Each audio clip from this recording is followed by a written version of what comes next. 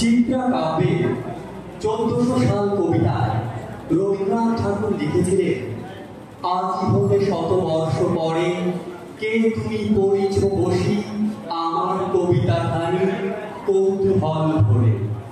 অর্থাৎ রবীন্দ্রনাথ ঠাকুর আশা করেছিলেন তার জন্মের 100 বছরের পরে মানুষ তার কবিতা পাঠ করবে, উত্তর প্রজন্মের কাছে তার লেখা সমাদৃত হবে।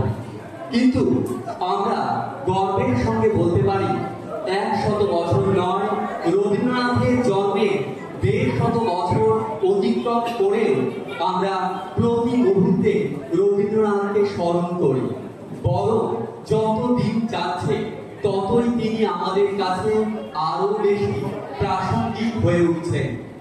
অদৃশ্য শ্বাস বায়ুর মতো তিনি জড়িয়ে যাচ্ছেন আমাদের জীবনের সঙ্গে।